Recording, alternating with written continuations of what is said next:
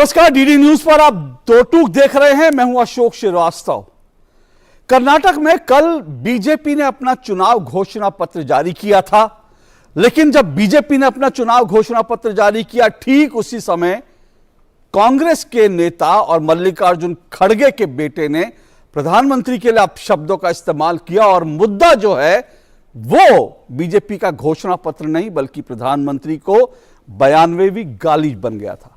और आज कांग्रेस ने अपना घोषणा पत्र जारी किया, लेकिन मुद्दा कांग्रेस के घोषणा पत्र में जो एक बिंदु है वो बन गया है, क्योंकि कांग्रेस ने कर्नाटक में वो वादा किया है जिस पर खुद कांग्रेस की सरकारें जिन जिन राज्यों में हैं उस पर यकीन नहीं करती।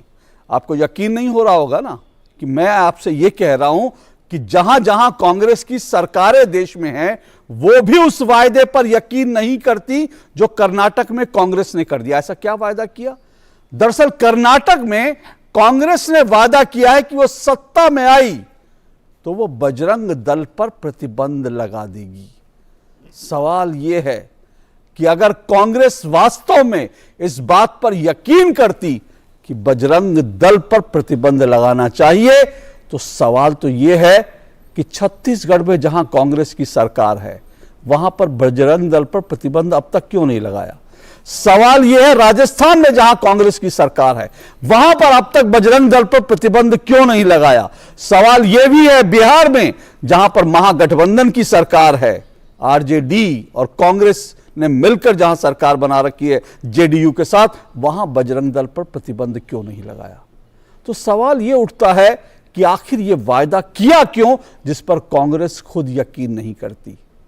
दरअसल कर्नाटक चुनाव की तस्वीर जो है वो बड़ी दिलचस्प होती जा रही है, क्योंकि कर्नाटक में कुछ सीटों पर, मामूली सीटों पर, शायद 1 या 2 सीटों पर असदुद्दीन ओवैसी की पार्टी ने अपने जो हैं उम्मीदवार उतारे हैं। दूसरी तरफ प्रतिबंधित संगठन पीएफआई, जी हां, प्रतिबंधित संगठन पीएफआई का, जिसको स्टूडेंट विंग कहा जाता है, हालांकि यह कहा जाता है, आरोप है, ऐसे एसडीपीआई ने पहले ऐलान किया था कि वो सभी सीटों पर अपने उम्मीदवार उतारेगी, लेकिन ये आरोप लग रहे हैं कि दरअसल कांग्रेस के साथ कोई डीलिंग हुई है जिसके कारण एसडीपीआई ने वहां सिर्फ 18 सीटों पर अपने उम्मीदवार उतारे हैं।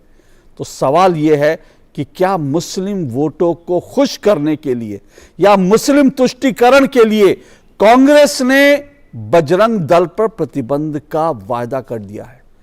और बड़ी बात यह भी है कि कांग्रेस के घोषणा पत्र में पीएफआई और बजरंगी भाई को बराबर ठहरा दिया।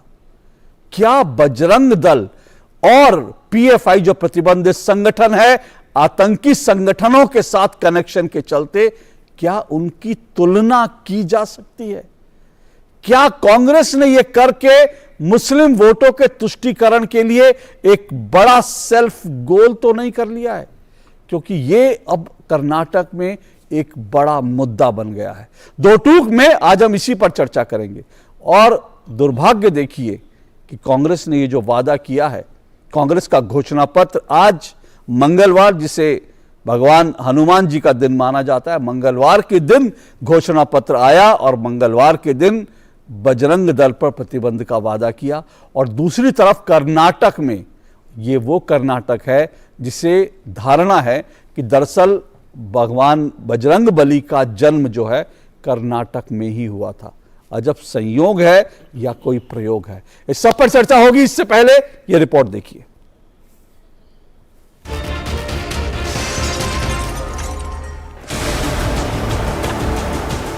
दस मई को होने वाले कर्नाटक विधानसभा चुनावों के लिए कांग्रेस ने आज अपना घोषणा पत्र जारी कर दिया।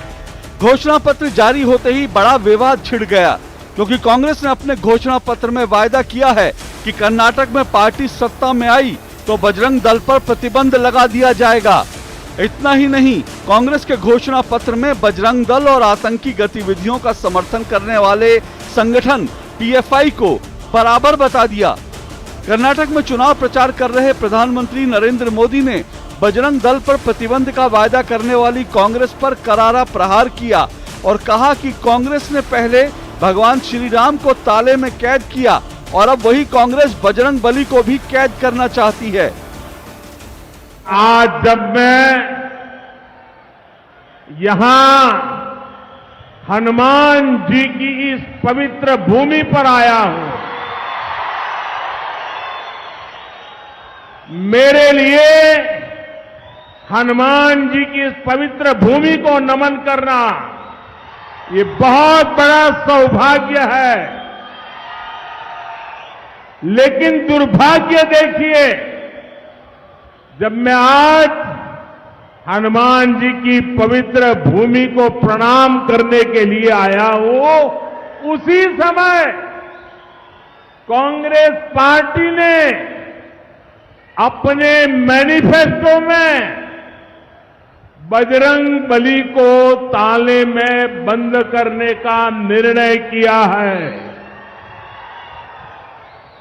पहले प्रभु श्री राम को ताले में बंद किया और अब जय बजरंग बली बोलने वालों को ताले में बंद करने का संकल्प लिया है।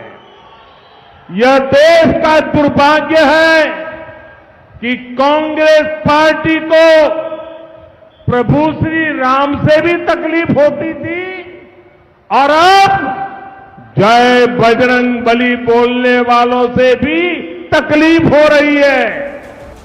बजरंग दल पर प्रतिबंध के कांग्रेस के वायदे को भाजपा के साथ साथ तमाम हिंदू संगठनों ने कांग्रेस की मुस्लिम तुष्टीकरण की नीति बताया और बीजेपी के साथ साथ विश्व हिंदू परिषद ने भी इस पर कड़ी आपत्ति जताई। कांग्रेस पार्टी ने कर्नाटक चुनाव के लिए अपना मैनिफेस्टो जारी करते समय जिस प्रकार एक प्रखर राष्ट्रभक्त संगठन बजरंग दल की तुलना एक कुख्यात राष्ट्र विरोधी आतंकवादी और प्रतिबंधित संगठन पीएफआई के साथ की है, वह बहुत दुर्भाग्यपूर्ण है। बजरंग दल का एक एक कार्यकर्ता देश के लिए, समाज के लिए समर्पित है और पीएफआई की गतिविधियों से पूरी दुनिया परिचित है। हां, जहां जहां भी पीएफआई के लोग सरतन से जुदा गैंग के रूप में खड़े हुए और कांग्रेस की सरकारों ने उनका समर्थन दिया, वहां वहां बजरंग दल के कार्यकर्ता प्रत्येक लोकतांत्रिक तरीके का प्रयोग करके उस सरतन से जुदा गैंग के आतंक को समाप्त करने के काम में लगा। कांग्रेस और पीएफआई का जिस प्रकार गठबंधन रहा है, यह स्वाभाविक है। इन सब बातों के कारण से बजरंग दल कांग्रेस की आंखों की किरकिरी बना है। कांग्रेस का मैनिफेस्टो एक तुष्टीकरण का चार्टर है। आतंकवाद को प्रमोशन, अप्रत्यक्ष रूप से पीएफआई को सहयोग। क्या हो गया है कांग्रेस पार्टी को? वोट के लिए वो किसी भी सीमा तक जाने को तैयार है। ये बहुत दुर्भाग्यपूर्ण है। कांग्रेस पार्टी नरेंद्र मोदी के इस विस्तार और भारत के विकास को पचा नहीं पाती है। एक गरीब परिवार में पैदा हुआ नरेंद्र मोदी आज देश के प्रधानमंत्री हैं, देश को आगे ले जा रहे हैं, क्योंकि उनको लगता है कि देश को चलाने का तो पट्टा हमें ही मिला है, एक परिवार को मिला है। समस्या यही है। इतना ही नहीं, असम के मुख्यमंत्री हेमंत विश्व शर्मा ने तो कहा कि कांग्रेस जिन्ना की विचारधारा से भी आगे बढ़ गई है। हमारा गृह मंत्री जी ने पीएफआई को बैन किया है। कांग्रेस बोल रहा है मैं बजरंग दल को बैन करूंगा। कांग्रेस बोल रहा है कि मैं मुस्लिम रिजर्वेशन दोबारा चालू करूंगा। कांग्रेस बोल रहा है कि एंटी कन्वर्शन बिल जो हुआ है उसको खत्म करूंगा। आज जो कांग्रेस का मैनिफेस्टो है ये कंप्लीट मुस्लिम फंडामेंटलिस्ट मैनिफेस्टो है। जिन्ना भी जिंदा होता था तो ऐसा मैनिफेस्टो कभी नहीं देता था, मेरा विश्वास है। लेकिन आज आप जिन्ना से भी नीचे चला गया। लेकिन कांग्रेस के प्रवक्ता खुलकर घोषणा पत्र और बजरंग दल पर प्रतिबंध के समर्थन में उतरे हुए हैं। Whatever organizations are there who are spreading the nafrat, who are spreading hatredness, who are spreading enmity in the society, amongst the religions, amongst the caste, who are spreading, who are against the brotherhood in the society, all those organizations will be banned. Congress ने बजरंग दल के साथ साथ PFI पर भी प्रतिबंध लगाने की बात की, जबकि पीएफआई पर मोदी सरकार पहले ही पूरे देश में प्रतिबंध लगा चुकी है। इस बीच गृह मंत्री अमित शाह ने कांग्रेस पर बड़ा आरोप लगाया और कहा कि कांग्रेस दरअसल पीएफआई से प्रतिबंध को हटाना चाहती है। आप मुझे बताइए, पीएफआई पर बैन लगाना चाहिए या नहीं लगाना चाहिए? अगर कांग्रेस पार्टी आई, ये सिद्धरामैया जी जीते तो पीएफआई पर से बैन हटा लेंगे, मेरी बात याद रखना। ये कांग्रेस पार्टी कर्नाटक को केंद्र का एटीएम बनाया, केवल और केवल सिद्धरामैया के 5 साल में भ्रष्टाचार के अलावे कर्नाटक में कुछ नहीं किया है। तो आपने रिपोर्ट देखी और इसी पर आज की डिबेट, आज की चर्चा होगी। बजरंगी भाई इज इक्वल टू पीएफआई, क्या यह संभव है? क्या बजरंग दल बनाम पीएफआई एक जैसे संगठन है? क्या इन सब पर चर्चा करेंगे। दो टूक में मेरा आज का सवाल आपके सामने है। आज दो टूक में मेरा सवाल, जिस पर आज की चर्चा, आज की डिबेट को मैं आगे बढ़ाऊंगा। आज मेरा सवाल, बजरंग दल पर बैन का किया वादा, क्या कांग्रेस को कर्नाटक में मुस्लिम वोट का होगा फायदा? जी हां, सवाल एक बार फिर सुनिए। बजरंग दल पर बैन का किया वायदा, क्या कांग्रेस को मुस्लिम वोट का होगा फायदा? यह मेरा सवाल है और इस पर मेरे साथ चर्चा करने के लिए 4 मेहमान जो हैं वो जुड़ चुके हैं। ये चारों मेहमानों का एक एक करके परिचय करवा देता हूं। मेरे साथ स्टूडियो में जुड़े हुए हैं मनोज यादव, बीजेपी के प्रवक्ता मनोज यादव मेरे साथ जुड़े हुए हैं।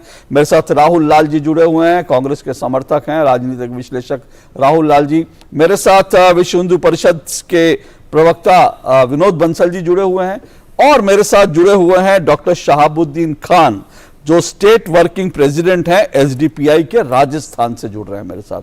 आप चारों मेहमानों का बहुत बहुत शुक्रिया और स्वागत। शुरुआत में सबसे पहले राहुल लाल जी आपसे ही कर रहा हूं। राहुल लाल जी, कितना लगता है कि इस वायदे से मुस्लिम वोट झोली में पड़ जाएंगे? क्योंकि ये आ रहा था कि भाई कहीं ना कहीं वहां पर मुस्लिम वोटों को गोलबंद करना है। कांग्रेस पहले ही ये वादा कर चुकी है कि हम सत्ता में आएंगे तो मुस्लिम आरक्षण को वापस करेंगे। अब जो है बजरंग दल पर बैन का फरमान आ गया, वादा आ गया। तो क्या लगता है कि इससे मुस्लिम वोटों को लुभा लेगी कांग्रेस? सबसे पहले तो आपको और आपके सभी दर्शकों को दो टूक के जो शानदार 7 वर्ष आपने पूरे किए हैं और पत्रकारिता का एक नया आयाम प्रारंभ किया है, उसके लिए बहुत बहुत बधाई आपको। शुक्रिया। दूसरी चीज देखिए, आपका जो सवाल है, ये कांग्रेस कहीं से भी मुस्लिम तुष्टीकरण के लिए जो है कि इस दिशा में आगे नहीं बढ़ रही है कि वो यहाँ पे उनको कोई मुस्लिम वोट को आगे लेना है। वो सीधे सीधे एक भारतीय संविधान के संरक्षण के लिए, भारतीय धर्मनिरपेक्षता के संरक्षण के लिए सीधा यह निर्णय लिया गया कि कट्टरपंथ वो किसी भी रूप में हो, चाहे वो हिंदू कट्टरपंथ हो, मुस्लिम कट्टरपंथ हो, चाहे वो सिख कट्टरपंथ हो, कोई भी धर्म का कट्टरपंथ हो, उस पर वो किसी भी प्रकार से समझौता नहीं करेगी। इसलिए कहा गया है कि जैसे पीएफआई प्रतिबंधित होगी, है प्रतिबंधित, उसी तरह से अगर बजरंग दल की जो हरकतें पूरे देश भर में हम लोग देख रहे हैं, उसके ऊपर भी कर्नाटक में प्रतिबंध लगाया जाएगा। यह सीधे सीधे कहा गया है। तो इसमें हमें नहीं लग रहा है कि इसमें कहीं से कोई विरोधाभास है, कोई संविधान का उल्लंघन करने वाला कोई भी बाकी कोई भी शब्द किसी भी दृष्टि से। जो आपने कहा मुस्लिम आरक्षण को लेकर, बजरंग दल और पीएफआई, आप समझ रहे हैं कि ये जो आप कंपैरिजन कर रहे हैं कितना खतरनाक कंपैरिजन? मुझे मेरी भावनाएं तो अशोक जी उस समय आहत हो गई जब माननीय प्रधानमंत्री जी कह रहे हैं कि भाई बजरंग बली और बजरंग दल को दोनों को पर्यायवाची बना दिया गया। हमारे बजरंग बली काफी ताकतवर है, मजबूत है। वो एक छोटे से अपने जो संगठन है, सांप्रदायिक संगठन जो देश भर में बढ़ा रहा है, उसकी कैसे तुलना की जा सकती है? नहीं, सुनिए, भावनाएं आहत हुई हैं आपकी, वो एक, मैं उस पर आप आ जाइएगा। मैं आपसे सीधा सवाल पूछ रहा हूं कि पीएफआई क्या है, पीएफआई क्यों प्रतिबंधित है, बताइए। भाई वो सीधे सीधे हम लोग देख रहे थे कि वो इस देश में जो है कि वो सांप्रदायिक माहौल बिगाड़ रही थी। सिर्फ सांप्रदायिक माहौल 2047 तक में लक्ष्य रखा था ना, उन्होंने 2047 तक में लक्ष्य रखा था वो एक तरह से जो है कि इस्लामिक स्टेट बनाने के लिए, इस्लामिक राष्ट्र का लक्ष्य रखा था। सीधे सीधे ये गलत चीज है। मैं कह रहा हूं, देखिए आप, ये ना तो हिंदू राष्ट्र बनेगा ना इस्लामिक राष्ट्र बनेगा। एक मिनट, वो मैं सीधे से आपसे पूछ रहा हूं कि आपको ये मालूम होगा कि कितने दंगों में, कितने आतंकी घटनाओं के पीछे पीएफआई का हाथ था, उसकी जांच चल रही है। आपको मालूम है आतंकी संगठनों से कनेक्शन भी उसका पीएफआई का साफ निकल कर आ रहा है, इसलिए प्रतिबंध है। आप कह रहे हैं कि बजरंग दल जो है एक आतंकी संगठन है, आप ये कहना चाह रहे हैं? नहीं, देखिए उसके लिए जब प्रतिबंधित किया जाएगा तमाम साक्ष्य जुटा के प्रतिबंधित किया जाएगा। अगर आप ऐसे नहीं, प्रतिबंधित करेंगे, पहले भी हुआ, अरे 1992 में भी बजरंग दल अरे बाबा, प्रतिबंधित हुआ। अरे बाबा, तो 92 में प्रतिबंध लगाए ना, पर बिल्कुल कोर्ट में क्या हुआ, अदालत में क्या हुआ, अदालत में मुंह की खानी पड़ी, बिल्कुल खानी अदालत पड़ी में थी। मुंह की खानी पड़ी। खानी इसका पड़ी थी। तो सवाल नहीं, ये है, देखिए एक चीज में एक मिनट राहुल लाल जी, PFI के मामले में भी कई बार सरकार ने प्रतिबंध लगाया, लेकिन वो पर्याप्त सबूत नहीं थे। मनोज जी एक मिनट रुकिए, मनोज जी रुकिएगा, राहुल लाल जी एक मिनट रुकिए। मैं सिर्फ ये कह रहा हूं कि आपने कहा सबूत जुटाएंगे, उसके बाद सवाल यह है कि फिर इंटरेस्टिंग बात क्या है कि आपके पास बजरंग दल के खिलाफ अभी कोई सबूत नहीं है। सबूत अगर पर्याप्त है। अरे अगर सबूत होता, अगर सबूत है तो सवाल यह है कि जहां कांग्रेस की सरकारें हैं वहां पर बजरंग दल पर आज तक प्रतिबंध क्यों नहीं लगाया। इसलिए मैं कह रहा हूं कि यह सीधा सीधा मुस्लिम तुष्टीकरण, मुस्लिम वोटों को लुभाने और कट्टरपंथियों को अपने पाले में खींचने के लिए एक कोशिश है कांग्रेस की, इससे ज्यादा कुछ नहीं है। क्योंकि अगर ऐसा होता तो कांग्रेस पहले राजस्थान में करती, छत्तीसगढ़ में करती, बिहार में करती, लेकिन वहां पर आप बजरंग दल के खिलाफ नहीं बोलते, लेकिन कर्नाटक में वादा करते। इससे साफ तौर पर जाहिर है कि यह सिर्फ और सिर्फ मुस्लिम तुष्टीकरण के लिए, मुस्लिम वोटों को लुभाने की कोशिश है। लेकिन मैं इस पर आऊं, लेकिन उससे पहले राहुल लाल जी, मेरा सवाल सीधा है, क्योंकि मैं अभी होम मिनिस्टर को सुन रहा था, जब बीजेपी वहां यह कहती है पीएफआई से कांग्रेस आएगी तो बैन हटा दिया जाएगा, इसके पहले गृह मंत्री ने कहा कि कांग्रेस अगर आई तो दंगे हो जाएंगे।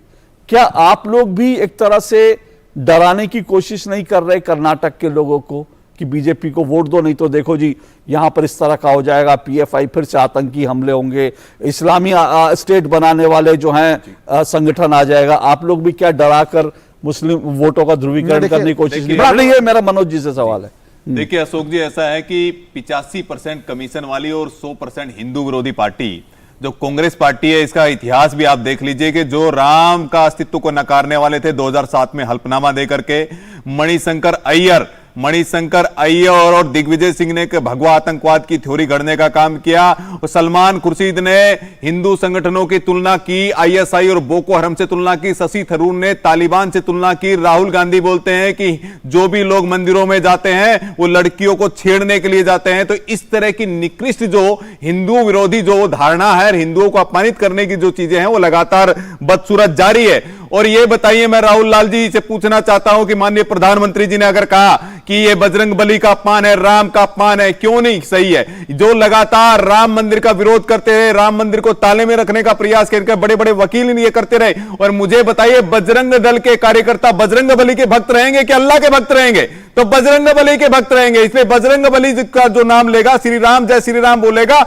वो इस तरह से उनको प्रतिबंधित करने की बात कर रहे हैं। और अशोक जी, जब पीएफआई पे तो हमने प्रतिबंध लगा दिया है, वो पीएफआई जो इस्लामिक स्टेट बनाना चाहती है, और सिद्धरमैया और पीएफआई का तो साठगांठ है। अब मैं बताता हूं, सिद्धरमैया जी की जब सरकार थी तो 175 मामलों को, पीएफआई के मामलों को उन्होंने निरस्त करने का काम किया, और 1750 लोगों को, पीएफआई के एजेंटों को छोड़ने का काम किया है। और इनके गृह मंत्री जी ने 2018 में कहा कि मैं पीएफआई पर बैन नहीं लगा सकता हूं, सिम्मी पर बैन नहीं लगा सकते, पीएफआई पर बैन नहीं लगा सकते। ये लोग कहां बैन लगा सकते हैं? ये हिंदुओं को अपमानित करने का कर सकते हैं। ये कोरी तुष्टीकरण की राजनीति है, और हम सही बोल रहे हैं। दंगे होंगे, मैं बताता हूं, हम डरा करके बात नहीं कर रहे हैं। मैं याद दिलाता हूं राजस्थान याद दिलाता हूं किस तरह से करौली में घटना हुई, रामनवमी के जुलूसों पर किस तरह पथराव किया जाता है।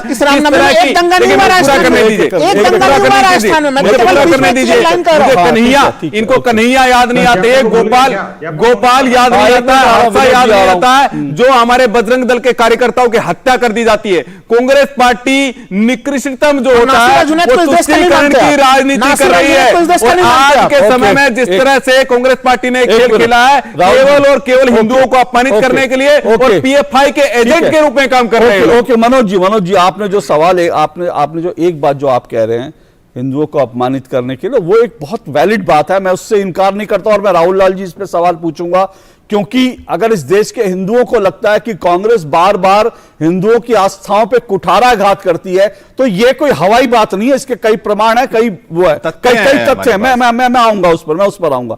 लेकिन उससे पहले मैं आप दोनों से एक चीज पूछना चाहता हूं। मैं विनोद जी एक मिनट रुकिएगा, मैं आऊं आपके पास। उससे पहले एक चीज मैं पूछना चाहता हूं। देखिए, लीगल टर्म्स पे एक बड़ी बात है कि लीगली जो है कांग्रेस बजरंग दल पर कर्नाटक में प्रतिबंध नहीं लगा सकते, अनुशंसा लीगल कर टर्म्स में सकती कह है। रहा हूं, अनुशंसा कर सकती है, लेकिन लगा सकती है। मनोज जी दूसरी तरफ आपसे भी सवाल है कि जब केंद्र ने पीएफआई को प्रतिबंधित कर दिया तो सिद्धरामैया अगर आ जाएंगे तो वो कौन सा पीएफआई से प्रतिबंध हटा लेंगे, कौन सा वो हटा लेंगे? तो दोनों से सवाल है, क्या लीगली आप लोग इस बात को नहीं देख रहे कि लीगली ना वो बैन लगा सकते हैं, ना वो हटा सकते हैं पीएफआई से बैन, ना बजरंग दल पे लगा सकते हैं, सिर्फ भावनाओं से खेलने का खेल हो रहा है क्या? देखिए अशोक जी, ऐसा है, मेरा मूल सवाल यह है कि जहां जहां कांग्रेस शासित सरकारें हैं, चाहे झारखंड में हो, चाहे बिहार के अंदर हो, चाहे राजस्थान के अंदर हो, लगातार कन्हैया जैसे लोगों को, पीयूष जैसे लोगों को, हर्षा जैसे लोगों की हत्याएं, निर्मम हत्याएं कर दी जाती है। और ये इनके एक अखलाक के पास में कुछ भी हो जाए, जो गो हत्या कर रहा है, जो गो कसी करने वाला होता है, बोलने का अधिकार नहीं है मनोज जी, उन लोगों को सेकुलर बना करके खड़े हो जाते हैं। होने के लिए क्या हिंदू केवल अपमानित होने के लिए आए? ये लोग तो हरीश रावत जी जैसे लोग तो ऐसे लोग हैं 2016 में गंगा को सबसे ज्यादा अपमान भारतीय जनता पार्टी के शासन हाफिज सईद जैसे लोगों को जी बोलते हैं, आतंकवादी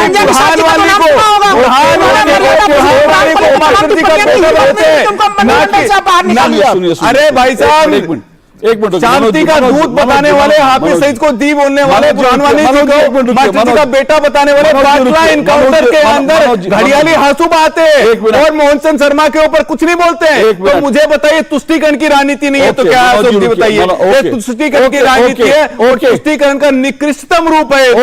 ओके मनोज जी, राहुल जी बहुत संक्षेप में, फिर मैं विनोद जी के पास जाऊंगा।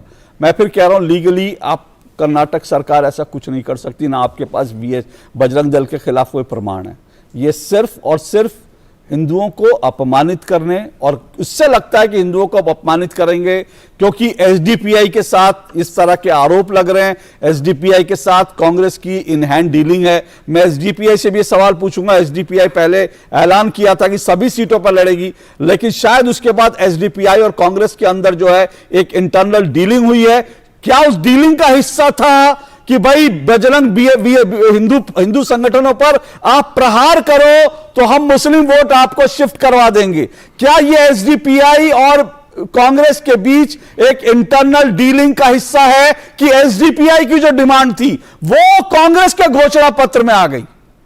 नहीं, देखिए मैं सीधे सीधे कहूंगा, एसडीपीआई से कांग्रेस ने कहीं भी वही लग रहा है, कहीं पे भी कोई दूर दूर तक का संबंध नहीं। उनके प्रतिनिधि बैठे हुए, आप उनसे भी पूछ लीजिए, कोई संबंध नहीं है, कोई रिश्ता नहीं। राहुल लाल जी सुनिए एक मिनट, अभी आप जिसको इनकार कर रहे हैं, मैं सिर्फ आपकी जानकारी के लिए बता दूं, एसडीपीआई के जनरल सेक्रेटरी का बयान था कि पिछले जो 2018 के चुनाव हुए थे, 2018 के विधानसभा चुनाव में कांग्रेस और एसडीपीआई की अंडर हैंड डीलिंग थी। ये उनके जनरल सेक्रेटरी का बयान था। और सर, अरे तो बयान एक व्यक्ति, और आपके जो डिप्टी सीएम रह चुके हैं परमेश्वरन जी, उन्होंने खुद बोला कि भाजपा को हराने के लिए एसडीपीआई की मदद उन्होंने मांगी है। तो बीजेपी को हराने के लिए एसडीपीआई की मदद मांग रहे हो आप, इसीलिए एसडीपीआई के मुद्दे जो आप अपने घोषणा पत्र में लाते हो तो साफ तौर पे दिख रहा है। बिल्कुल ये खेल बड़ा खुला है ना राहुल जी, आप इससे इनकार नहीं कर सकते। ये खेल बड़ा खुला है। जिसने किया है उसकी भी मैं दिखावे का जो लगाया भारतीय जनता पार्टी ने, उसको दुनिया जानती है। कितने सारे मनी ट्रेल पकड़े हैं, 10 सेकंड मुझे तमाम प्लीज, मुझे पीएफआई के तमाम लोग नाम एक एक करके बोले। राहुल जी एक मिनट राहुल जी, 2012 में मुंबई ब्लास्ट 2000 नहीं, मैं आऊंगा उस एक मिनट मनोज जी, मैं उससे इनकार नहीं कर रहा, मैं उस बिंदु पर आऊंगा, वो बड़ा इंपॉर्टेंट बिंदु। नहीं, मैं उस पर आऊंगा क्योंकि इसमें कोई दो राय नहीं। अगर बजरंग दल पर प्रतिबंध की बात करें तो इसके पीछे कांग्रेस का जो आरोप लगते हैं कि वो हिंदुओं से कहीं ना कहीं एक नफरत पाले हुए हैं। क्या राहुल गांधी, मैं नहीं कहता कि पूरी कांग्रेस में, लेकिन कांग्रेस क्योंकि आज राहुल गांधी के नेतृत्व में सब कुछ करती है, तो क्या वो नफरत है जो वीर सावरकर का अपमान करती है? एक मिनट सर, वीर सावरकर का अपमान करती है, बजरंग दल पर प्रतिबंध की बात करती है, तो मैं इस पर आऊंगा। लेकिन उससे पहले मैं, विनोद जी, आपको लगता है कि ये आज देश समझना चाहता है कि बजरंग दल जो है वो दरअसल क्या है, और उसके ऊपर जो आरोप लग रहे हैं, उसको जो कट्टरपंथी संगठन कहा जा रहा है, वो दरअसल बजरंग दल क्या है? क्योंकि मैं अभी बजरंग दल का मैं एक ट्विटर हैंडल जरा देख रहा था, मैंने देखा कि स्वच्छता के काम में बजरंग दल के लोग लगे हुए हैं, जहां जबरन धर्मांतरण हो रहा है उस धर्मांतरण को रोकने के काम में लगे हुए हैं। कोरोना हुआ तो बाकायदा लोगों की मदद करने में, लोगों को राशन मिले, दवाई मिले, बजरंग दल के ट्विटर हैंडल पर यह दिख रहा है। लेकिन में भी लगे हुए हैं। मैं इसमें भी आ रहा हूं, क्योंकि राहुल लाल जी कह रहे हैं मॉब लिंचिंग में लगे हुए हैं। तो बजरंग दल के बारे में बताइए कि क्या वो किस तरह का संगठन है? देखिए, 1984 में जब राम जानकी रथ यात्रा अयोध्या में जा रही थी, तो संपूर्ण देश को पता है कि इस कांग्रेस की सरकार ने ही उसकी सुरक्षा देने से मना कर दिया था और कह दिया था कि आप अपनी रिस्क पर लगाइए। तो पूज्य संतों की श्री चरणों में हम लोग गए। संतों ने कहा कि हमें एक यूथ का एक ऑर्गेनाइजेशन खड़ा करना चाहिए, और कुछ यूथ को मिला करके उन्होंने उस राम जानकी रथ यात्रा की सुरक्षा के लिए लगाया। और उसके बाद में उन यूथ की जो परफॉर्मेंस को देखते हुए संतों ने कहा ये तो पूरा बजरंगबली है, जो जिस तरह से बजरंगबली ने राम की सेवा की थी उसी तरह से राम जानकी रथ यात्रा की सेवा इसने बजरंग दल ने की है, इसलिए इसका नाम बजरंग दल रख लेना चाहिए इस ऑर्गेनाइजेशन को। तो 1984 में इसका नाम बजरंग दल वहां से पड़ा। सेवा, सुरक्षा और संस्कार, 3 इसके ध्येय वाक्य हैं। और अब तक जो बजरंग दल ने क्या क्या काम किया, संक्षेप में मैं गिनाना चाहता हूं अशोक जी। देखिए, 90 के दशक में जब बाबा अमरनाथ की यात्रा को रोकने का प्रयास और आतंकवादियों ने धमकी देकर किया था कि अगर कोई इस अमरनाथ की धरती पर आएगा तो जिंदा नहीं जा पाएगा, आपको याद होगा बजरंग दल के कार्यकर्ताओं ने उसको चुनौती को स्वीकार किया। 50,000 कार्यकर्ता देश भर से बर्फानी बाबा अमरनाथ की यात्रा के लिए गए थे। उसके बाद से उस यात्रा को रोकने वाला कोई माई का लाल पैदा ही नहीं हुआ। लाखों की संख्या में आज जाते हैं। दूसरी बात, जब रजौरी, पुंछ और उधर जो उस इलाके में जब हिंदुओं की आबादी लगातार 37% से 7% रह गई, तो बजरंग दल ने ही चुनौती को स्वीकार किया। 17 वर्षों से वहां पर बाबा बूढ़ा अमरनाथ की यात्रा में निकाल रहे हैं। वो बाबा बूढ़ा अमरनाथ का जो मंदिर है बिल्कुल पाकिस्तान की सीमा से सटा हुआ मंदिर है, और आपको देखिए कि पाकिस्तान लगातार बमबारी करता है, लेकिन आज तक उस मंदिर को कोई बाल वाका नहीं कर पाया। बजरंग दल के कारण वहां बसे हुए हिंदुओं के अंदर एक सुरक्षा की भावना विकसित की है। बजरंग दल ने मेवात के अंदर जिस तरह से हिंदुओं का पलायन हो रहा था, 100 से अधिक गांव हिंदू विहीन हो चुके, वहां पर बजरंग दल ने अभी एक साहसिक यात्रा प्रारंभ की है। पिछले 2-3 वर्षों से लगातार हम उस यात्रा को कर रहे हैं। ये कर्नाटक की अगर बात करते हैं तो चिकमंगलुरु में दत्तपीठ यात्रा प्रारंभ की हमने। ये 2012 से यात्रा चल रही है। वो जिहादियों का गढ़ बन चुका था, इस्लामिक जिहादियों का आतंक का एक केंद्र बन चुका था। हिंदू वहां पर परेशान थे, तो हमने दत्तपीठ यात्रा प्रारंभ करी। उसके कारण जो जागरण हुआ, मुसलमान और ये जो मुसलमानों के पैरोकार, कांग्रेस और कांग्रेस की कोख से जन्मे हुए जितने भी राजनेता, राजनीतिक दल हैं, वो सब बिलबिला रहे हैं। वो बिलबिला इसलिए भी नहीं रहे, सिर्फ इतना नहीं है, 2015 से लेकर के विश्व हिंदू परिषद ने जो हुतात्मा दिवस पर हमने जो रक्तदान शिविर का प्रारंभ किया, हर वर्ष हम लगभग 1 लाख यूनिट रक्त जो है ना पूरे देश को दान करते हैं। पर किसी को रक्त कारण मरना ना पाए, ये बजरंग दल का संकल्प है। ओके, पर विनोद जी, पिछले 10 वर्षों में 5 लाख से ज्यादा पौधे लगाए हैं, पर विनोद जी 86 लाख से ज्यादा गौओं को बचाया है। ओके, पर विनोद जी आरोप ये लगते हैं कि भाई जो आप जो बता रहे हैं वो सब ठीक है, लेकिन आरोप ये लगते हैं कि बजरंग दल के कार्यकर्ता, उसके स्वयंसेवक जो हैं कई बार उग्र हो जाते हैं, कानून अपने हाथ में ले लेते हैं, और उसके कारण जो है कई बार लिंचिंग जैसी घटनाएं हुई हैं।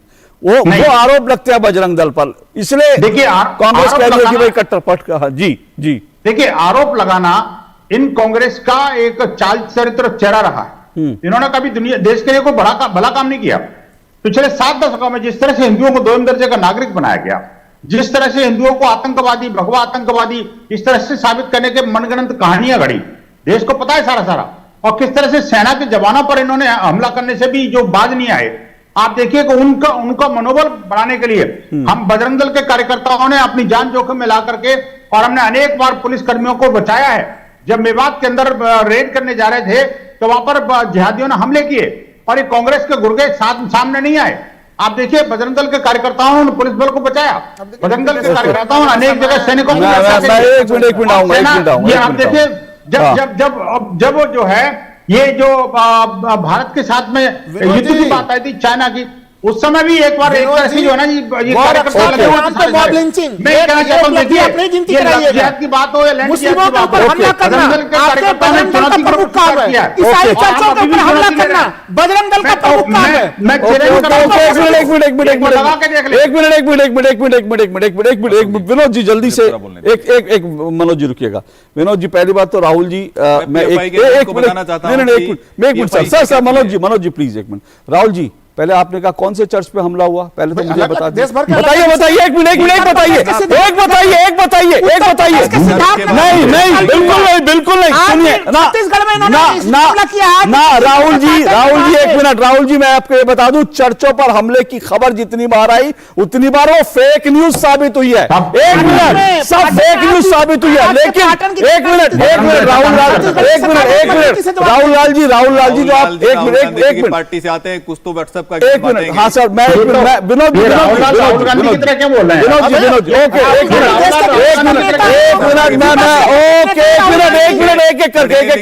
एक करके मनोज जी मैं राहुल गांधी पर भी आऊंगा, मैं राहुल गांधी पर भी आऊंगा, लेकिन मुझे एक मिनट मैं विनोद जी आपसे जवाब लूंगा क्योंकि मैं डॉक्टर शहाबुद्दीन को पहले डिबेट में ले आऊं, उसके बाद मैं लूंगा जो लिंचिंग की बात बार बार राहुल लाल कह रहे हैं, मैं उस पर आपका स्पेसिफिक जवाब लूंगा। लेकिन उससे पहले डॉक्टर शहाबुद्दीन खान जी मैं आपसे जानना चाहता हूं भाई, पहले एसडीपीआई ने ऐलान किया था कि कर्नाटक की सभी सीटों पर चुनाव लड़ेंगे और कर्नाटक में केरल में एसडीपीआई बड़ी एक्टिव है, काफी उसका ग्राउंड वर्क है, उसके कार्यकर्ता हैं, तो कहां आप सभी सीटों पर चुनाव लड़ रहे थे, कहां आप 18 सीटों पर चुनाव लड़ रहे हैं, क्यों?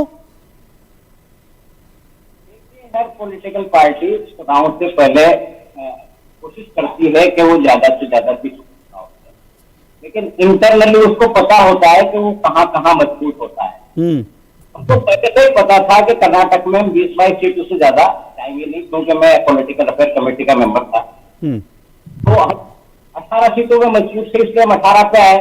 अभी आप अपनी डिबेट में कह रहे थे कि साहब हमारे कांग्रेस के बीच में अंडरहैंड कंप्रोमाइज है, ये बिल्कुल बेबुनियाद। सर ये मैंने नहीं कहा, ये हाँ डॉक्टर शहाबुद्दीन ये मैंने नहीं कहा, ये आपके एसडीपीआई के जनरल सेक्रेटरी का बयान है, एसडीपीआई के जनरल सेक्रेटरी। आप बयान बताइए, वो मैं आपको बता रहा हूं आपके जनरल सेक्रेटरी का बयान। दावे के साथ कह रहा हूं पूरी जिम्मेदारी से, अगर आपके पास वो बयान है तो आप चला के दिखाइए। सर मैं आपको बयान अभी आपको ब्रेक के बाद वो बयान पढ़ के सुना देता हूं और आपको दावा कर रहा हूं एसडीपीआई के न सिर्फ एसडीपीआई के जनरल सेक्रेटरी का बयान था बल्कि कांग्रेस के उप मुख्यमंत्री का बयान है।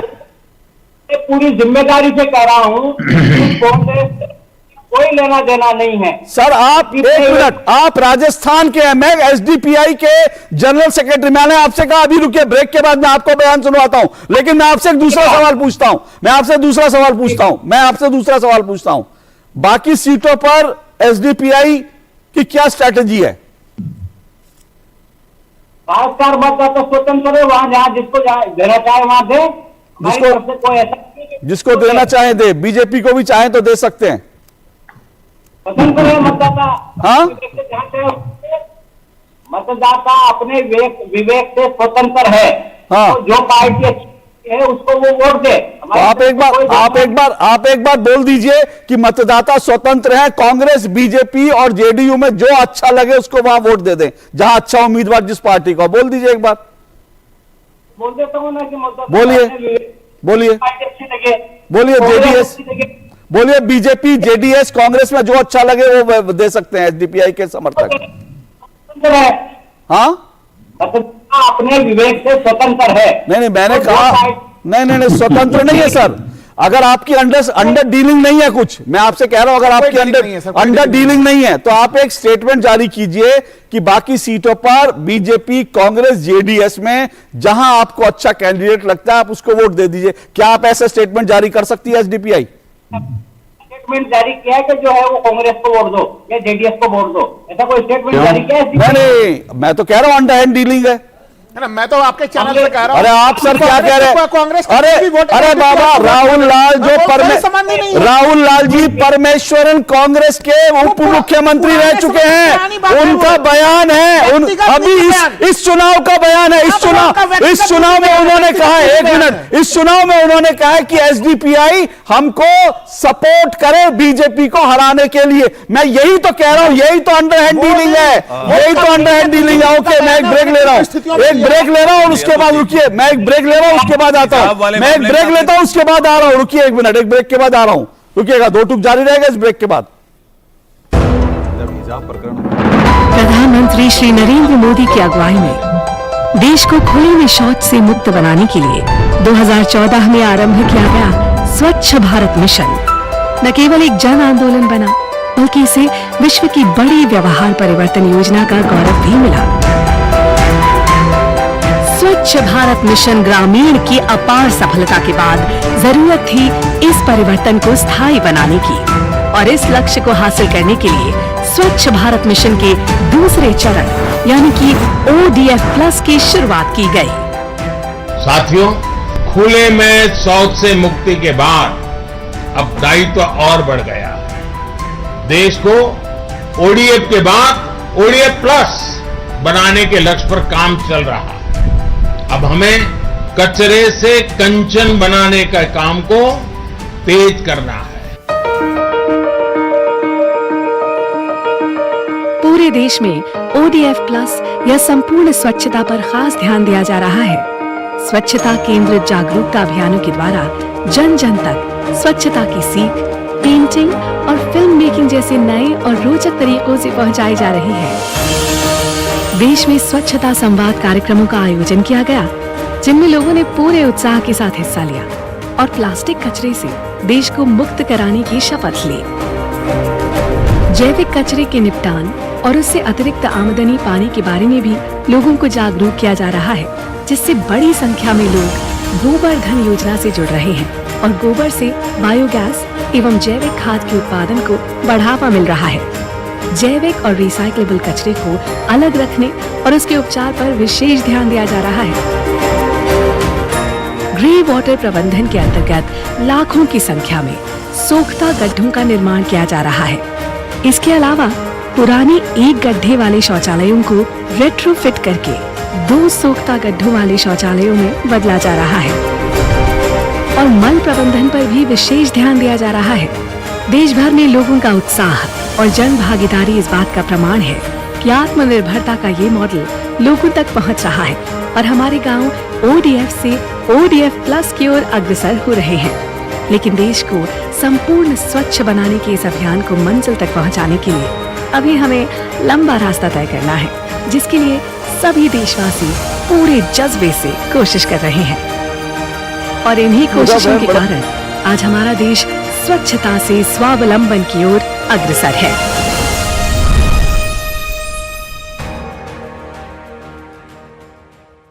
Indian Maritime University brings you the most prestigious and adventurous career in merchant navy and marine engineering with world-class infrastructure and sprawling campus at 6 locations. It's not just a career, but an ocean of opportunities. Indian Maritime University, a central university recognized by Government of India. Admissions open for 2023 to 24. Okay. Is equal to PFI, ये सवाल हम इसलिए उठा रहे हैं क्योंकि कांग्रेस ने आज कर्नाटक चुनाव के लिए अपना घोषणा पत्र जारी किया और उस घोषणा पत्र में बाकायदा बजरंग दल पर प्रतिबंध लगाने की बात की कि बजरंग दल पर और PFI पर प्रतिबंध लगाया जाएगा, जबकि PFI पहले से प्रतिबंध है। तो कांग्रेस ने एक तरह से बजरंग दल और PFI को बराबर एक तरह से जो है संगठन ठहरा दिया। इन्हीं सब पर हम चर्चा कर रहे हैं, क्या यह कांग्रेस की स्ट्रैटेजी है, क्या मुस्लिम वोट के तुष्टिकरण के लिए ऐसा किया जा रहा है, इन सब पर चर्चा कर रहे हैं। 4 मेहमान मेरे साथ जुड़े हुए हैं। मनोज यादव बीजेपी से, राहुल लाल कांग्रेस समर्थक हैं, डॉक्टर शहाबुद्दीन खान मेरे साथ जुड़े हुए हैं, स्टेट वर्किंग प्रेसिडेंट हैं SDPI राजस्थान के, और मेरे साथ विनोद बंसल विश्व हिंदू परिषद के प्रवक्ता हैं। डॉक्टर शहाबुद्दीन खान, इलियास मोहम्मद थुम्बे ये कौन है, क्या कौन है आपके संगठन में? जनरल सेक्रेटरी हैं। हाँ, आपके नेशनल जनरल सेक्रेटरी हैं। अब मैं आपको ये खबर पढ़ के सुनाता हूं, दर्शक भी जरा ध्यान से सुनिए। और ये खबर ये भी बता दूं, ये खबर कोई ऑर्गेनाइजर में आउट और ऐसी किसी जगह पर नहीं आई है जिसके ऊपर यह आरोप लगा सके कि ये जो है ये तो वही राइट विंगर है। ये बाकायदा द प्रिंट की खबर है। लेफ्ट विंग के जितने लोग हैं बड़े चाव से पढ़ते हैं द प्रिंट की खबर पढ़ के बता रहा हूं। और यह खबर 17 मार्च 2023 की है। सुनिएगा डॉक्टर शहाबुद्दीन, इसमें क्या लिखा है। Ilyas Mohammad Thumbay, National General Secretary of the SDPI, political arm of the banned Islamist organization Popular Front of India, said Thursday that it had an understanding with the Congress during the 2018 elections in the state.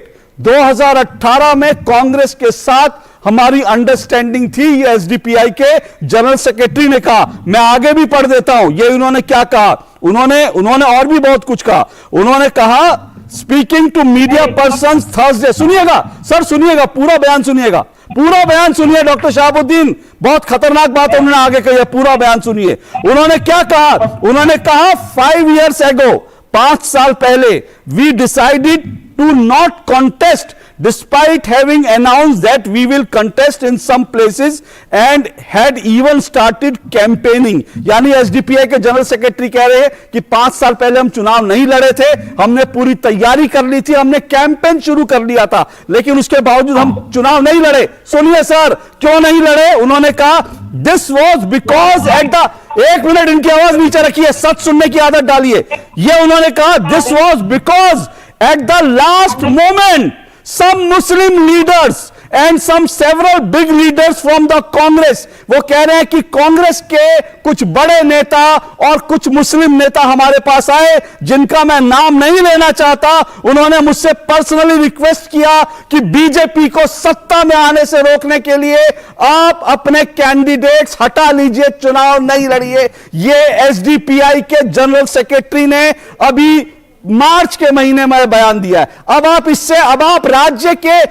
Rajasthan के president हो सकते हैं। यह आपको मैं सुना रहा हूं, आपके general secretary, national general secretary का स्टेटमेंट। क्या आपकी हैसियत है आप नेशनल जनरल सेक्रेटरी को अपने काट दें?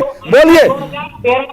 कर्नाटक विधानसभा में चुनाव लड़ा है, इससे इसी तथ्य से साबित होता है कि खबर झूठी है। अरे सर, मतलब आप अपने जनरल सेक्रेटरी को गलत, गजब है भाई। एक स्टेट का प्रेसिडेंट पार्टी के जनरल सेक्रेटरी को झूठा बता रहा है। गजब है भाई, गजब है। ये देखिए, गजब है डॉक्टर शहाबुद्दीन, वाह, इससे बढ़िया क्या हो सकता है। चलिए मैं राहुल लाल जी आपसे पूछ लेता हूं। एक मिनट, हाँ बोलिए। मैं कह रहा हूं अशोक जी, मैं कह रहा हूं कि देखिए इसमें कांग्रेस और ये जो आतंकी संगठनों का जो नेक्सस है ना जी, ये आतंकियों के पैरोकार संगठनों का नेक्सस है, वो क्लियर कट एक्सपोज हो रहा है। ऐसे कुछ भी आरोप लगा दे रहे हैं कांग्रेस और आतंकवादी संगठन का नेक्सस होगा। अगर विनोद बंसल जी आप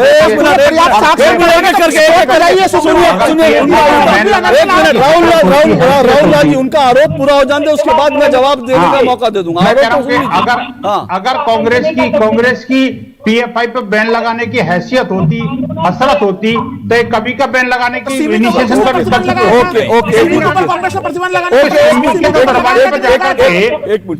स्वयं जो है इनके कांग्रेस के जनरल सेक्रेटरी जाकर के और सिमी के दरवाजे पर जाके सजदा करके आए हैं।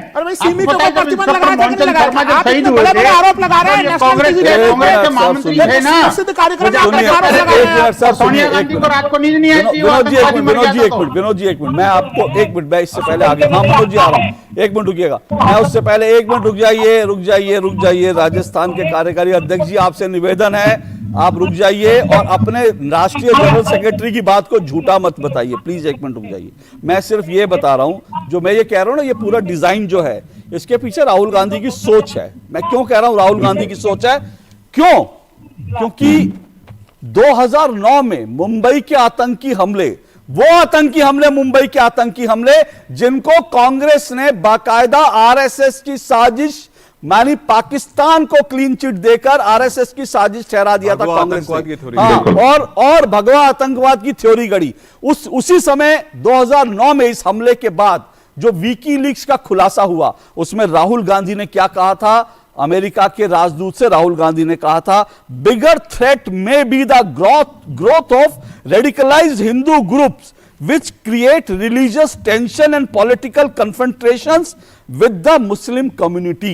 एकदम तो सही बात तो कहा है उन्होंने। यही तो मैं कह रहा हूं 100% सही लाइन बोला एग्जैक्टली, मैं यही तो क्या कह बोला आप उन्होंने? मतलब आप कह रहे हैं कि हिंदू संगठन जो है वो मुस्लिम संगठनों से, इसलिए उनके ऊपर बैन लगा देना चाहिए। ऐसी बताइए, अब आप बताइए भारत में सर्वधर्म समभाव कैसे? नहीं सर्वधर्म समभाव, सर्वधर्म समभाव में एक मिनट राहुल लाल, सर्वधर्म एक मिनट मनोज जी, सर्वधर्म समभाव का मतलब सर्वधर्म सर्वधर्म समभाव का मतलब यह है कि पाकिस्तान भारत में आतंकी हमला कराए और आप हिंदू और आप भारत के हिंदू संगठनों को कहते हो उन्होंने आतंकी हमला करवाया। ये सर्वधर्म संभाव है। उस समय की सरकार कितनी तत्परता, उस समय की सरकार, उस समय एक मिनट राहुल लाल एक मिनट, मनोज जी आ रहा हूं, मनोज जी मैं आपका सिर्फ एक कमेंट के बाद मैं आ रहा हूं। उस समय की सरकार इतनी तत्पर थी कि जितनी जल्दी में जांच नहीं हुई थी उतनी जल्दी में कांग्रेस ने बाकायदा एक पत्रकार के साथ मिलकर किताब छपवा दी थी कि मुंबई आतंकी हमला आरएसएस की साजिश है। इतनी तत्पर थी। एक मिनट रुकिए राहुल लाल रुकिए एक मिनट राहुल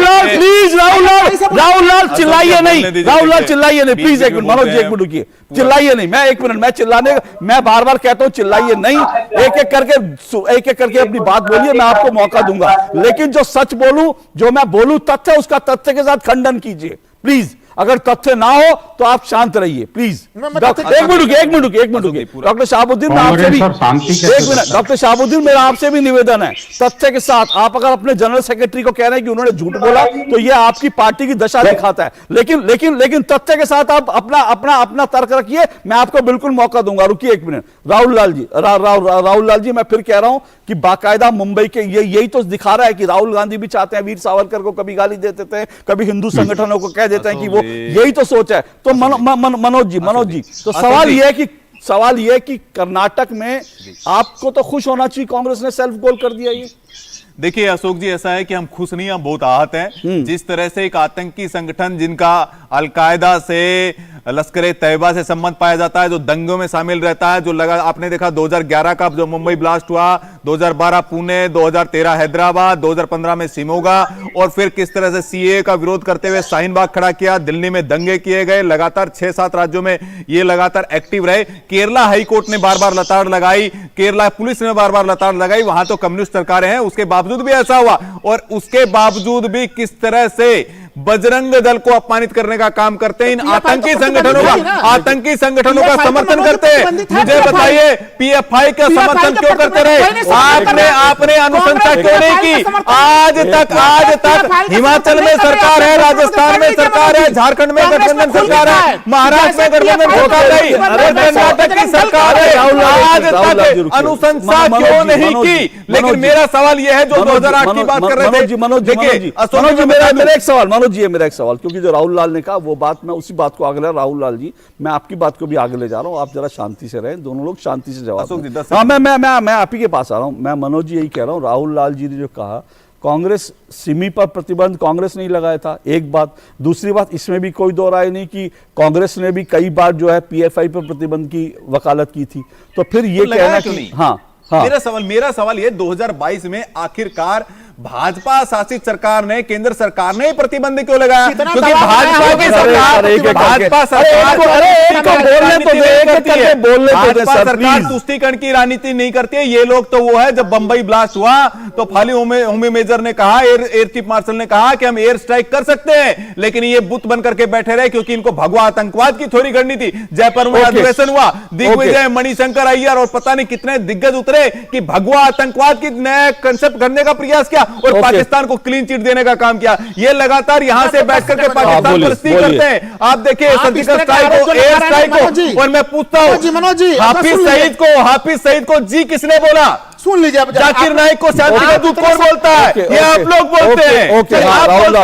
राहुल लाल रिस्पॉन्ड, अपमानित करना, राम को गाली देना, हनुमान को गाली देना। लेकिन मैं एक बात बता देता हूँ, राम तो पुरुषोत्तम राम थे जो सुन लिए, ये बजरंग बली को छेड़ करके कांग्रेस ने अपनी लंका के अंदर आग लगाने का काम किया है। बड़ा ध्यान से सुना, बस मेरी आपने, हाँ बोलिए राहुल लाल, आप रिस्पॉन्ड कीजिए। तौर पर मैं जवाब दे रहा हूँ। इतने गंभीर राष्ट्रीय सुरक्षा के आरोप कांग्रेस कांग्रेस पार्टी के ऊपर लगा रहा है। मैं केवल एक ही सवाल पूछ रहा हूं, ज्यादा लंबा चौड़ा सवाल नहीं। पठानकोट पर आतंकवादी हमला हुआ था, आपने कैसे पाकिस्तान आईएसआई के स्ट्राइक करके, एयर स्ट्राइक करके, सर्जिकल स्ट्राइक करके, एयर स्ट्राइक करके, ओके घुर में घुस करके भाई, एक मिनट प्लीज, जवाब वहां के विदेश मंत्री ने कहा कि हमारे पैर थर-थर कांप रहे थे। इमरान खान ने कहा कि भारत बहुत बड़ा स्टेप ले सकता है। ये नरेंद्र मोदी जी की विदेश नीति है, जो घर में घुस करके मारने की क्षमता रखते हैं। अरे आप लोगों का क्या है, आप लोग तो जाके डोकलाम में जाके बैठ जाते हैं, चीन प्रस्ती करते हैं, पाकिस्तान प्रस्ती करते हैं। आपके बयानों में तो राहुल लाल मनोज जी दोनों को जरा स्क्रीन से हटा दीजिए, दोनों को स्क्रीन से हटा दीजिए। राहुल लाल मनोज दोनों को जरा सबको प्लीज स्क्रीन से हटा। मेरा एक रिक्वेस्ट है, देखिए मेरे शो में आज बहुत दिनों बाद शायद इस तरह से इतनी हीटेड डिबेट हो रही है। मैं हीटेड डिबेट हो, गर्मजोशी से लोग अपनी बात रखें, तर्कों के साथ रखें, कन्विक्शन के साथ रखें, उसमें कोई दिक्कत नहीं है।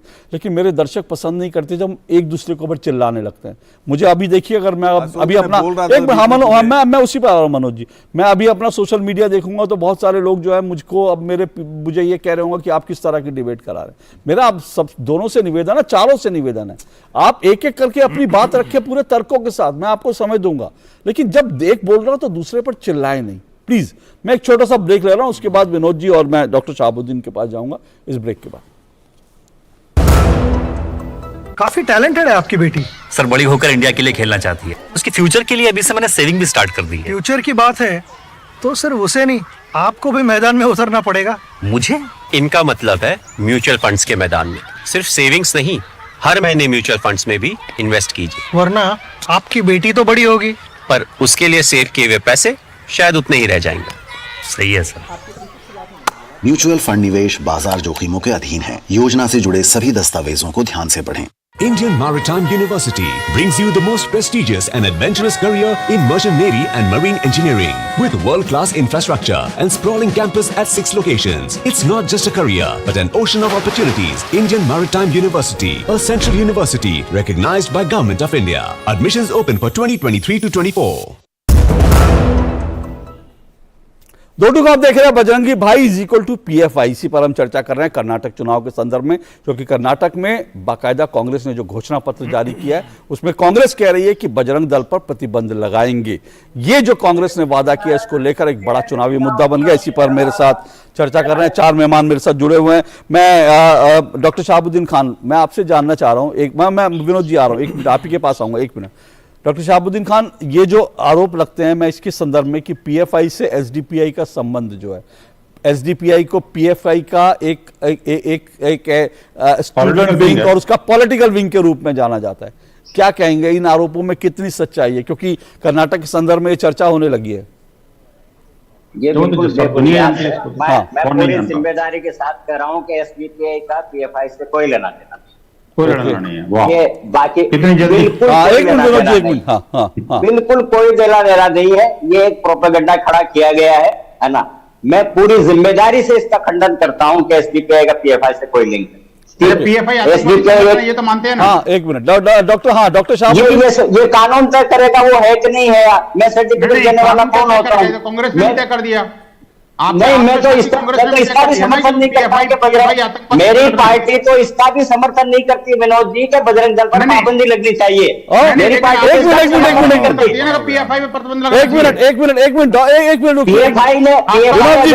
मिनट डॉक्टर शहाबुद्दीन ने बहुत इंपॉर्टेंट एक बात की, मैं उसी पर आ रहा हूं। डॉक्टर शहाबुद्दीन, आपने अभी कहा कि आपकी पार्टी बजरंग दल पर प्रतिबंध का समर्थन नहीं करती, अगर मैंने सही सुना? बिल्कुल नहीं करती है। मेरी पार्टी का बिल्कुल स्टैंड है कि हम किसी भी संगठन पे प्रतिबंध का समर्थन नहीं करते हैं। ओके, मतलब संगठन PFI पर भी PFI पर भी प्रतिबंध का समर्थन नहीं करते आप? PFI पे तो लगा ना, उस पे PFI पे तो लगे हुए पे मैं क्या बोलूंगा? मैं बात बजरंग दल की चल रही है। नहीं, तो PFI पर प्रतिबंध लगाकर सरकार ने ठीक किया कि नहीं किया? ये अब ये कोर्ट से करेगा। PFI सुप्रीम कोर्ट में है तो कोर्ट से करेगा, वो सही है कि नहीं है? हाँ। भाई प्रतिबंध तो 3 बार आरएसएस पे भी लगाया ना कांग्रेस ने। हाँ, हाँ। कोर्ट ने उसको गलत साबित कर दिया। तो पीएफआई को जो है संविधान के दायरे में अपनी बात रखने का अधिकार है। और पीएफआई जो मंसूबे बना रहा था कि 2047 तक भारत को इस्लामी मुल्क बनाना, उसके आप खिलाफत करेंगे, उसके विरोध में? बिल्कुल खिलाफत करेंगे, बिल्कुल विरोध में है। ओके, चलिए ओके। विनोद जी पीएफआई का हाथ जो था उसके बारे में क्या कहना है आपका? जो पीएफआई जो करौली के जंगों में, करौली में जो हमला हुआ था मस्जिद से हिंदुओं की जो नववर्ष की शोभा यात्रा पर, उस समय उससे पहले जो पीएफआई ने जो नोटिस जारी किया था और जिसको कि राजस्थान सरकार ने बड़ी गंभीरता से लिया उसको और उसका साथ दिया, उसके बारे में आपका क्या कहना है? भाई पीएफआई के जो ग्रुप लगातार जो है देश में आतंकवाद फैला रहे हैं। हमारी पार्टी का क्लियर स्टैंड है, जो भी कोई गैर कानूनी कार्रवाई करेगा वो किसी नहीं, जो कोई का मतलब नहीं है। जो इस्लामिक, जो सरतन से जुदा की गैंग काम कर रही है पूरे देश के अंदर, सरतन से जुदा की गैंग काम कर रही है, पैगंबर मोहम्मद साहब के नाम पर जो है आतंकवादी संगठन चल रहे हैं, उनको कानून के दायरे में सजा मिलनी चाहिए। उस पर आप क्यों शांत हैं? पॉलिटिकल पार्टी हैं, आपको उसका विरोध करना चाहिए ना कि सरतन से जुदा की गैंग जो है वो आखिरकार लोगों का गला काट प्रतियोगिता में क्यों लगी हुई है? आखिरकार राजस्थान के अंदर ही कन्हैया लाल की हत्या आपको स्टेटमेंट नहीं आया, एसडीपीआई ने एक शब्द विनोद जी शायद आपको सूचना नहीं है। उदयपुर में जिस दिन हत्याकांड हुआ उसके दूसरे दिन मैंने खुद ने प्रेस कॉन्फ्रेंस करके और उस हत्याकांड की न केवल निंदा की है बल्कि कठोर से कठोर सजा, फांसी की मांग की है। मैंने खुद ने प्रेस कॉन्फ्रेंस की है। आपके कहने से क्या मुझे लगता है सूचनाओं का अभाव है।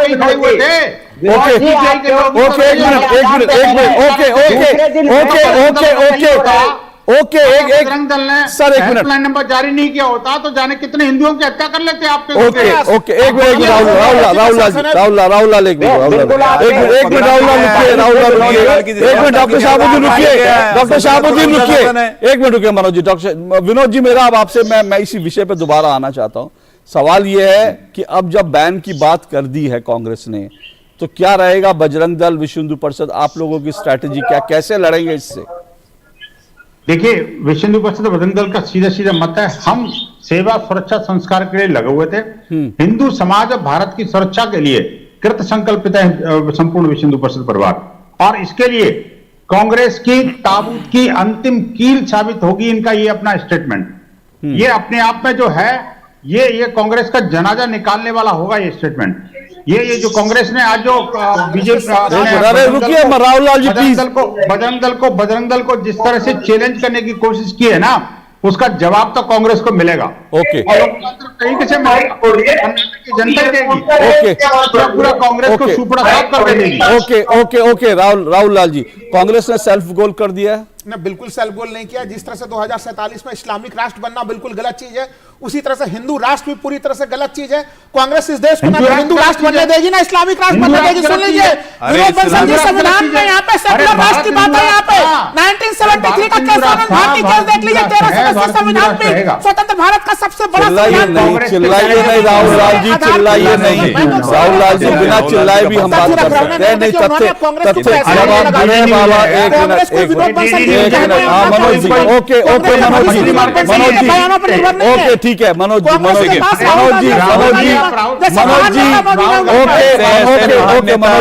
जी, ऐसे इनके महानेता जहां जहां पैर पड़े इन लोगों के वहां कांग्रेस पार्टी का बंटाधार हो गया है। लेकिन मैं एक बात कह दूं, अशोक जी माननीय प्रधानमंत्री को जितनी गाली देने, जिस तरह की बातें करते हैं, और अभी आप देखिए राम का अस्तित्व पर सवाल उठाने वाले, राम के लिए अपमानित शब्द बोलने वाले, आज इन्होंने बजरंग बली को जो बोल करके जो गलत किया है ना, वो अष्टसिद्धि नवनिधि के दाता है। देखिएगा कांग्रेस की लंका में निश्चित रूप से आग लगनी निश्चित है, और आप देखिएगा इनका विनाश आगे देखने वाले समय में, आने वाले समय में दिखेगा। ओके, तो बीजेपी कह रही है कि भाई दरअसल जिस तरह से रावण के दरबार में भगवान हनुमान की पूंछ में आग लगा दी गई थी, तो उसके बाद लंका जल गई थी, शायद कुछ इसी तरह का कांग्रेस ने कर दिया बजरंग दल पर बैन लगाने का वायदा करके, क्योंकि जाहिर सी बात है इससे मुस्लिम वोट कांग्रेस को कितना मिलेगा ये कह नहीं सकते, लेकिन इससे कम से कम हिंदू जो हैं वो जरूर आहत होंगे और हुए हैं, ये तो साफ तौर पर दिख रहा है। क्योंकि बजरंग दल जो है, पीएफआई, दोनों एक अलग तरह के संगठन है। बजरंग दल से पीएफआई की तुलना करना बिल्कुल गलत है। पीएफआई एक आतंकी संगठन है, आतंकवादियों की मदद करने वाला संगठन है और उसके ऊपर जो बैन लगा है वो कार्रवाई चल रही है। बजरंग दल को उसके साथ खड़ा करना ये बिल्कुल ही शर्मनाक कदम है। बहरहाल बहुत बहुत शुक्रिया मेरे सभी मेहमानों का दो टूक में शिरकत करने के लिए। दो टूक में आज बस इतना ही, आपसे कल फिर मुलाकात होगी। फिलहाल इजाजत दीजिए, नमस्कार।